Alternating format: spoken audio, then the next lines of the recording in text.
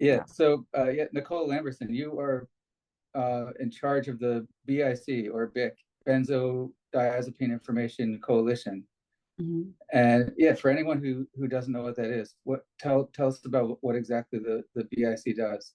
Yeah, so it's a 501(c)(3) nonprofit in the United States that was founded in the summer of 2016 by actually injured patients who were injured by benzodiazepines.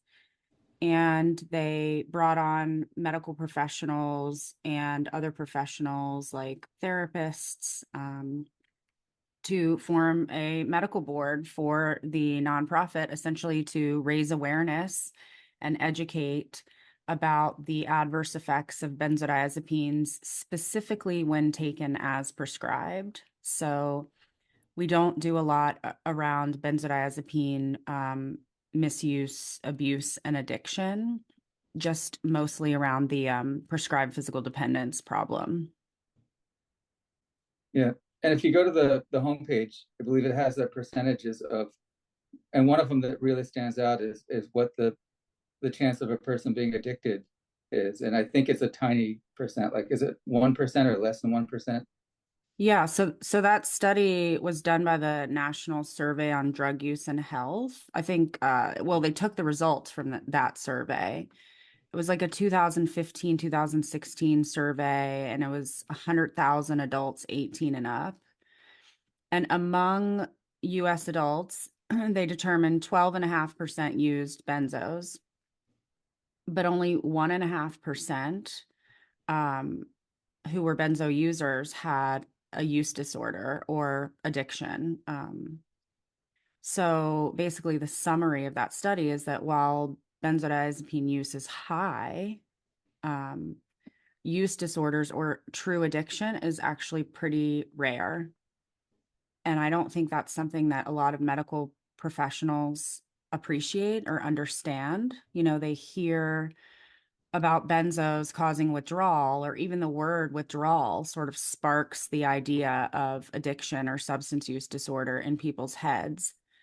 But what we find most people are missing is that they just don't understand the difference between prescribed physical dependence and addiction or substance use disorder, and that withdrawal does not equal addict or addicted by definition.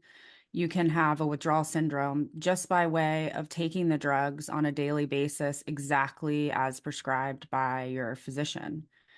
So we get tons of reports all the time from patients who are struggling to get off their benzodiazepines, and they are panicked because their doctor suddenly, kind of freaks out on them and says, "Oh, if you're having trouble stopping, I'm going to stop prescribing the drug for you because you are addicted or having a substance use disorder issue."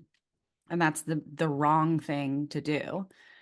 People in that position need repeat prescriptions of benzos in many different forms, smaller doses, liquids, in order to do a really long outpatient deprescribing protocol, like a taper at home, essentially, to get off safely. So Yeah. that's why we differentiate. I mean, that's been one of our like main projects at BIC, is to really try to define the language so that misunderstanding in language is really understood, so that patients stop being harmed by that. Yeah. Yeah. Yeah. Doctors really don't know a lot about addiction from their training. And that's something that in the addiction treatment world, they talk about, that it's one of the biggest problems that we have is addiction, and which is clear with all the news about fentanyl. It's a major problem, and it's something that, if anything, doctors might get an hour or two of lectures in medical school. There's very little coverage of addiction, and one important thing about learning about addiction, and I think a lot of people who are addiction specialists don't understand this even, is to know when something is not addiction. Something might look like addiction to your average person, but it's not. And so when doctors don't understand something and they don't know about it, they fall back on what they think they know, probably from their regular life. I mean, I don't know, maybe what they see on TV, what their family and friends and upbringing has taught them, and they see someone in a physical state of withdrawal, uh, shivering, shaking, upset, anxious, agitated, saying, please help me. I need something right now. If you just give me that pill, I'll probably feel better. That looks like addiction, and it's not. It's not addiction always. It depends.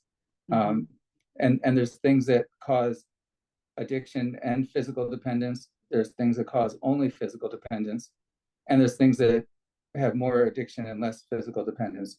Um, and also, I think it's confusing because benzodiazepines are intoxicating. They, if a person takes too much, they might look like they're drunk. And alcohol is addicting. Alcohol has physical dependence and addiction.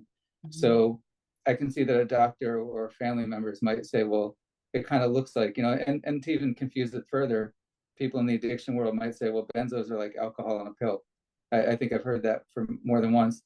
And they're really not. They don't have that addictive component. They can be intoxicating, they can be misused and abused by people, but they don't call addiction. It's hard to define. It's not. There's a lot of different definitions for addiction, but one easy way to look at it is a person who's addicted to a prescription medication is probably going to use it all up in a very short time. Mm-hmm. If someone's addicted to their opioid prescription, the whole bottle will probably be gone in less than a week. Um, People that take their benzodiazepines as directed, they still have their bottle full, or they still have their medication left appropriately because they take it as directed. If a person can take their medication as directed and not keep taking extra, they're probably not addicted. In some cases, even if they take a little bit too much, doesn't necessarily mean there's an addiction. But it's really important because when people confuse addiction dependence, when they think that um, if family members think that their loved one is addicted, they send them to the wrong places. They're like, you need to go to rehab. We need to get you off this stuff. You need to be detoxed quickly, which is completely the wrong way to treat benzodependence. Yeah. I mean, it can be catastrophic. That's what happened to me. I went to a detox center because I didn't know how to get off of this stuff. And nobody told me that, oh, what you have is a physical dependence and not an addiction, other than my father, who's an anesthesiologist, kind of figured it out and sent me these articles while I was in this rehab center being accused of being an addict, but like you said, I showed up there with a whole bottle of Klonopin and like all my polypharmacy and was like, I just want to get off of this stuff, And they didn't know the difference, and it makes me think of that old saying, like, when all you have is a hammer, everything looks like a nail, right? So anybody who walks through the door of a rehab center, like all they have is this hammer. So you're gonna be a nail. You're gonna be an addict because they don't know anything different. They don't know how to treat any differently, or the place isn't set up for what I needed, which was outpatient tapering. So they subjected me to 12-step stuff, which was totally irrelevant to my situation, and ripped me rapidly off of all of the drugs that they deemed quote unquote addictive, even though I hadn't been misusing or abusing them at all, and put me in a severe, severe withdrawal syndrome that horribly damaged my nervous system for years. I mean, it was a very, very protracted syndrome. And that, to give you some perspective, that happened on October 10th of 2010, and it is 2024, and I still have symptoms of nervous system injury from being detoxed in that manner. So, yeah, I Oh, mean, you can steal years and years of life and health from somebody by subjecting them to the wrong treatment. So that's why we advocate around the language so much so that people really understand the concept. The other thing that you touched on, I mean, I wonder, have you worked with both patients in your practice, people who are truly just physically dependent to benzos, and maybe somebody who actually had a benzodiazepine addiction that could have been diagnosed as such or like met the criteria? I've worked with both, and to me, it is like just blatantly obvious like the difference in people.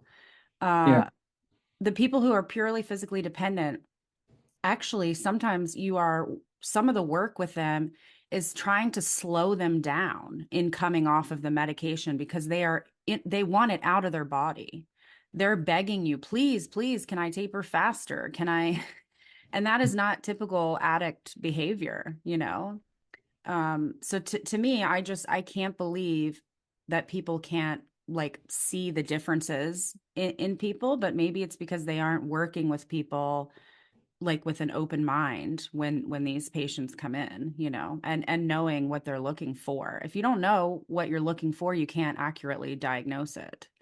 So, Yeah, yeah, it's benzodiazepine dependence is very different from what and I don't even know that the rehabs are even handling things like alcohol and opioids. I mean, for a long time they were mishandling opioid addiction mhm. and dependence also, because opioids cause both addiction and dependence.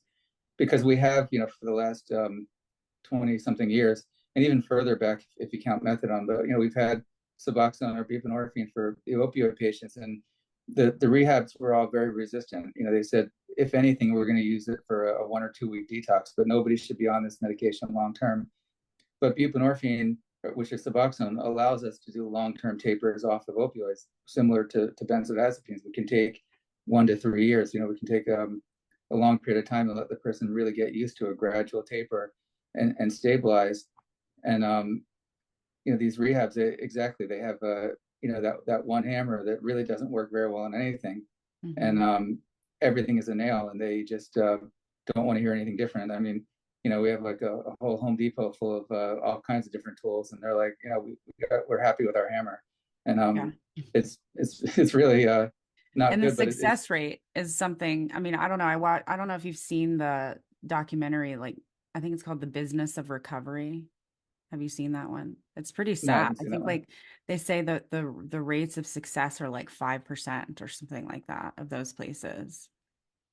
Yeah, Oh, and I think that's true, and I think it's also similar to the spontaneous success rate of people that would just get better anyway without any help, because there are always a certain number of people that even with addiction, there's people that grow out of it. They get tired of it. They realize on their own, and not everybody. I mean, no one should feel bad if they can't get in that state of just saying, "Okay, I'm done with it." But that does happen. There's a percentage of people that are addicted, and they're just like, okay, I've had enough cocaine. I'm kind of tired of it, like losing everything in my life. I'm done with it, and they would probably have gotten better anyway. So, when they count, when you go to like, just for example, if someone goes to like an AA meeting or an NA meeting, Alcoholics Anonymous, and they see all these people that have all these years of success, like people raising their hands saying, I've got 30 years sober, 20 years sober. Um, those are the few people that, for whatever reason, it worked for them. Maybe they like to sit in a room and talk for whatever reason.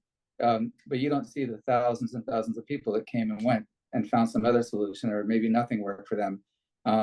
So it's a selection bias. It's that we only see the success rates, and rehabs will point to that. They'll say, well, oh look, we look at all these people that have had great success. I think even with which is interesting with the opioids, there's a lot of people on opioids that are only physically dependent, not addicted.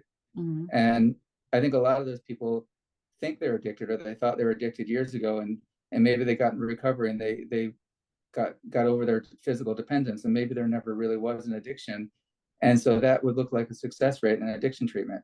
Mhm. Um, so yeah, I think there's a lot of confusion with that. Yeah. Or they don't follow up. Like I left that horrible place free of the drugs they deemed addictive, but I never went back there to tell them, like, hey, you imploded my nervous system. And I actually had to go back on benzos by a psychiatrist who knew what she was doing.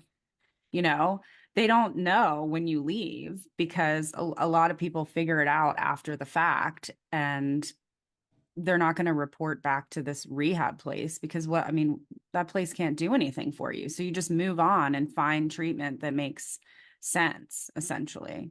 So maybe they Yeah, have next to my name, oh, we got her off. Well, you didn't. You actually destroyed my nervous system.